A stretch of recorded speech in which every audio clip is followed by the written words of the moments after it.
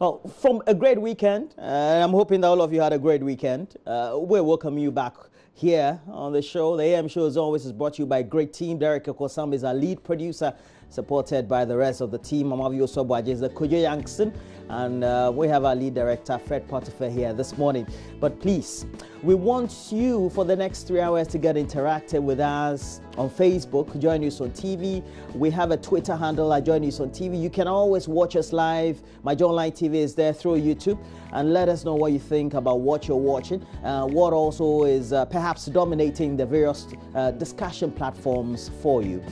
Please know that the Ghana Education Service, of course, they've given some notice to various heads across the country, that second cycle institutions that have been roped into the double track system, to come for some training as to how they're going to go about it, the scheduling and all that. So the headmasters will stay put, but we're going to have new teachers coming in already. The Ghana Education Service, according to what we're also getting from the news wires, is accepting some applicants or applications for prospective teachers to be employed into the service, that is to be part of the whole intake for the next double track system that is going to be implemented at the second cycle level.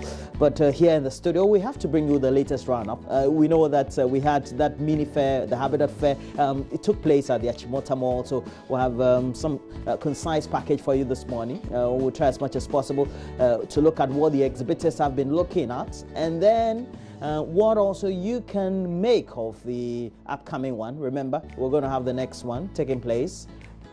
And so please make sure that you stay with us as we give you the latest reviews from the mini fair that was put together.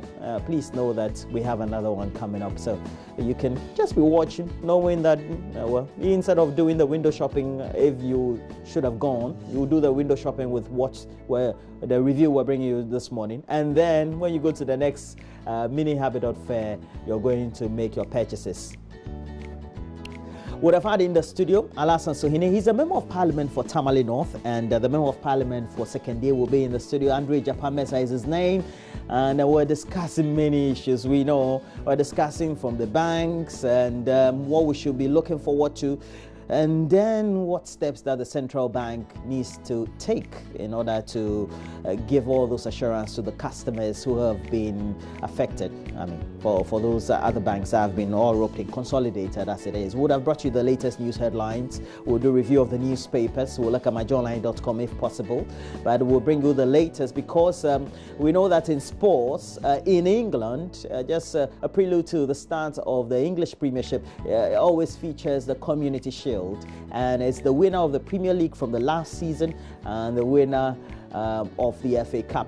And we know that Manchester City, they beat my team Chelsea, but you know, we had a lot of smoke on the touchline. So Benedict also will be here with the latest and bring us the latest update as it says. But we're focusing on the subject. You know, following that investigation by Anaza Remeyaw Anas and his Sagai team, we had about 100 referees who have now been roped in, as far as we're concerned, to either suspended, a number of them also to be investigated. And we know that going forward, this is the first or foremost action that has been taken by the Referees Association. But we want to look into it. Why are they taking this action? But how is it going to have a toll going forward for Ghana football? And also, we know also FIFA banned the former president of the Ghana Football Association, Kwesi Nyantakyi, from football. A number of measures also have been taken. And we now have an interim team sanctioned by FIFA and government representatives in there to make sure that they steer Ghana football into some positive prospects. So we'll see how it goes with that great insight we're looking at. But please don't worry. We'll bring you the latest updates. And Benedict also, after he comes back, would also tell us about what is happening on the continent as far as international football is concerned. But please stay with us. We have the latest news headlines for you right here in the studio. Stay on.